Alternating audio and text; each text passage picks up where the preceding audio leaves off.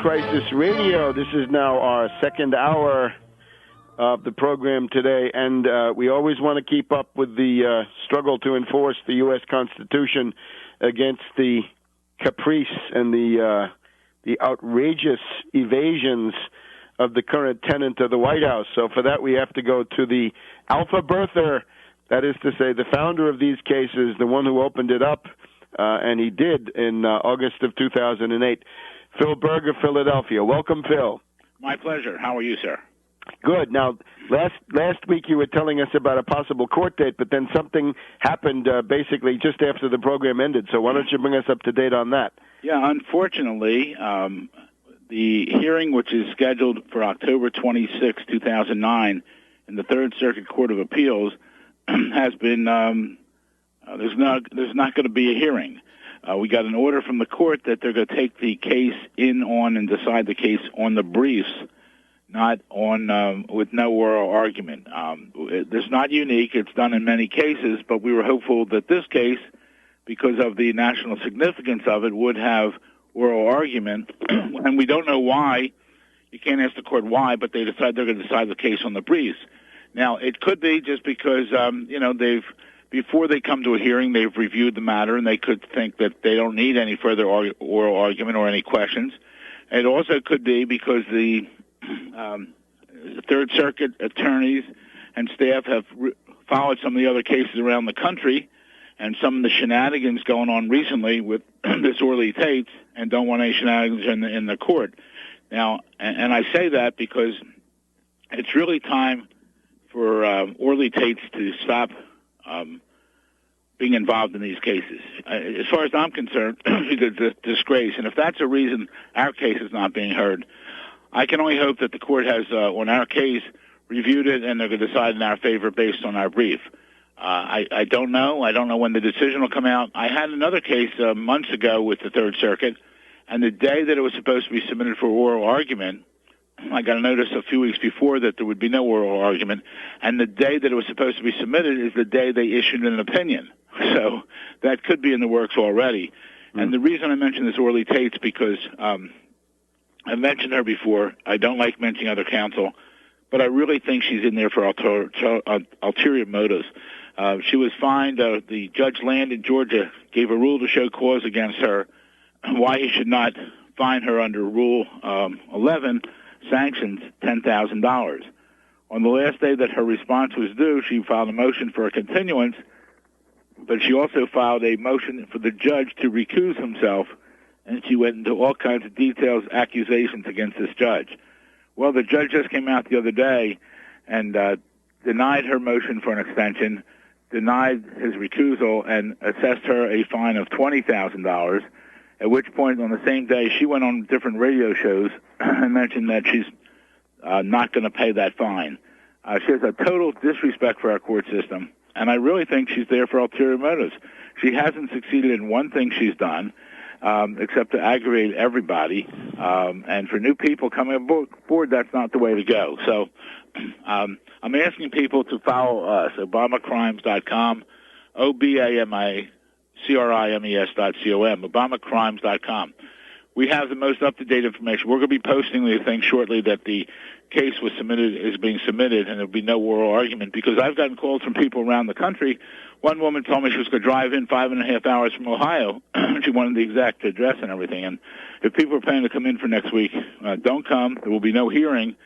And just let's pray that the court is going to decide our way. Now, again, we have an uphill battle because the courts at this point, have taken positions adverse to us, and we're just hoping that everything goes our way. You got to hold 1 second. We understand. Very busy. Certainly, the activity of Orly Tates, who is apparently incompetent as a lawyer and also, of course, a reactionary in terms of politics. And I think that's the selling point for her, for a lot of circles, is that Phil Berg is essentially a Democratic Party leader from Philadelphia, Pennsylvania, whereas Orly Tates is a raving reactionary. So they can claim that the extreme right-wingers somehow created this issue, whereas they didn't, and Orly Tates has really done more to sabotage it than to bring it forward. Right. She was just on. Joy Behar has a new TV show at night on. I think it's on CNN, or Fox. So. Yes. And she was on the other night, and she made a fool of herself again. She keeps talking about this January hearing date. Well, the judge hasn't. He said that's when the hearing would be, but he still has before him a motion to dismiss. And I'm talking about Judge Carter in the California case. And she keeps showing documents, and she comes out with a ridiculous statement. And I must disagree 100%. She says to be natural born, and she read something from the 1700s or someplace, I don't know, that both parents must be U.S. citizens. Well, that's nonsense. That's not the law. Right. And when she says stupid things like that, it just discourages people around this country. And it's time really she goes back to practicing dentist, or I believe the Judge Land in Georgia submitted for disciplinary action in California. She really should be disbarred for some of the stuff she's doing. And I don't like to give her any attention, but our case is significant. We've got to just hope the Third Circuit grants us what we want, which is called standing. And standing is something that we should have. We should be able to challenge the Constitution.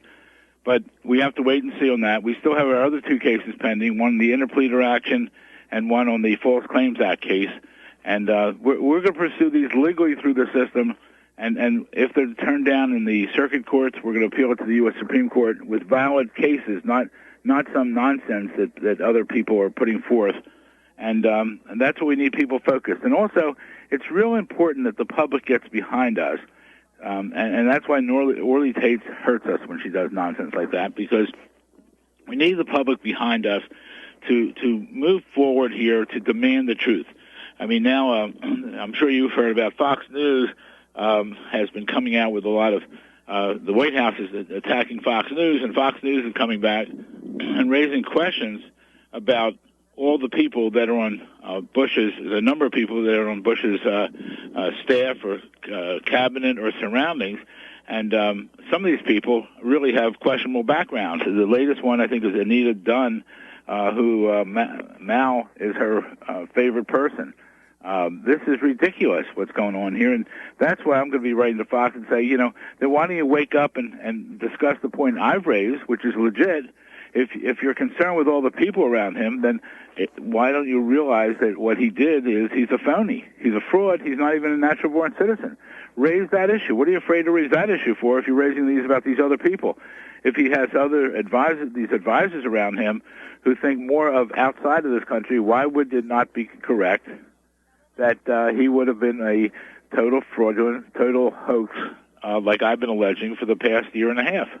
Quite right. Phil, let me add another dimension to this. Maybe you can give us an opinion. Here in the Washington Post this morning, we have two writers, Ronald D. Rotunda and J. Peter Pham, who point out that accepting the Nobel Prize is unconstitutional. It's a blatant violation of Article 1, Section 9, which says no person holding any office of profit or trust under the United States shall, without the consent of Congress, accept any present, emolument, office, title of any kind whatsoever from any king, prince, or foreign state. Now, the Nobel is $1 million plus.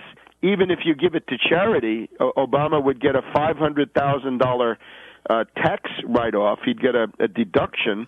And so he's accepting a valuable present from a foreign state because this is the government of Norway. This is part of the government, the Parliament of Norway. So isn't this another dimension where Obama is trampling on the Constitution and completely disregarding the document we've got to live by?